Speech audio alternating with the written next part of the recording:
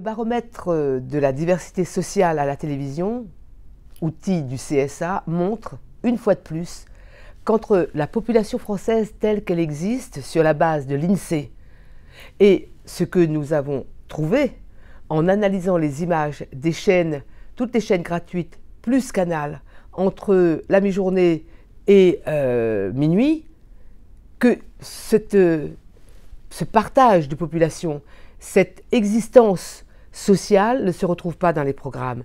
Si vous voulez, en analysant les images, les interviews de plus de 37 000 personnes qui s'expriment dans les journaux de télévision à la mi-journée et puis dans les programmes entre 17 h et 23 h, on ne retrouve pas ce que l'INSEE nous donne. Par exemple, il y a une surreprésentation des CSP+, il y a une très sous-représentation des inactifs, des retraités, des chômeurs, des jeunes. Donc, ce qui se passe aujourd'hui en France autour des ronds-points, d'une certaine façon, représente cette volonté d'être moins invisible. C'est le cœur du problème.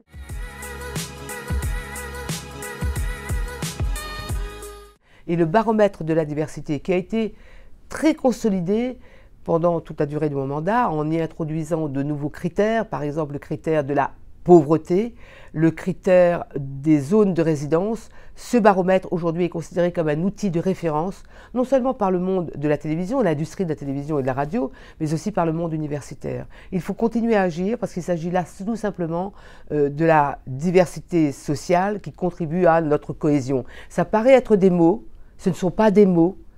Ce sont des nécessités et des urgences qu'il faut absolument mettre en œuvre pour que des pans entiers du pays ne se retrouvent pas comme s'ils étaient des citoyens de seconde classe, qui n'auraient pas le droit à la représentation et ne pas être représentés à la télé ou à la radio.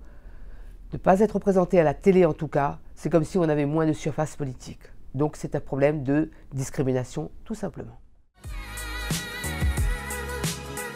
La question des statistiques ethniques est telle chiffon rouge pour nombre d'entre nous, y compris moi, sur les risques potentiels que cela peut créer et qui pourrait amener à disloquer la société, qu'on doit, en tout cas dans des périodes aussi mouvementées qu'à l'heure actuelle, réfléchir peut-être à deux fois. Mais il faudrait pourtant des statistiques qui permettent de définir des politiques publiques, mais pas sur la base de l'ethnique, sur la base des origines géographiques.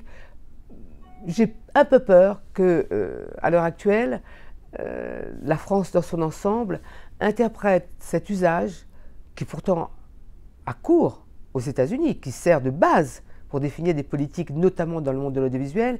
J'ai peur qu'en France, ce soit mal interprété. Nous sommes dans une période trop mouvementé, le chaudron est beaucoup trop brûlant pour mettre encore de l'huile sur le feu. Donc les statistiques ethniques, dans l'absolu, pourraient être un outil. En ce moment, je ne crois pas trop. Sur la base des recherches que nous avons faites à partir de l'examen de 37 000 personnes qui s'expriment dans les programmes de toutes les chaînes gratuites de la TNT plus Canal, il ressort très clairement que la diversité sociale y inclut la pauvreté, que cette diversité ne se voit pas ou très insuffisamment sur les écrans et tout particulièrement concernant la question du handicap. Il y a en France entre 12 millions et 15 millions de personnes handicapées. Où sont passées toutes ces personnes handicapées? Où les voit-on? Dans quel rôle? On voit quelques personnes dans un fauteuil roulant. 80% des handicaps ne se voient pas. Mais c'est un monde, le monde du silence, le monde de l'invisible.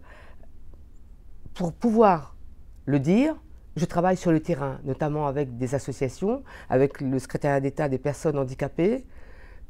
Je suis sûre qu'avec un petit peu d'effort, dans des fictions et également dans les programmes d'infos, on pourrait rétablir un peu cela. On part de si bas, 0,7% de personnes handicapées vues dans les programmes.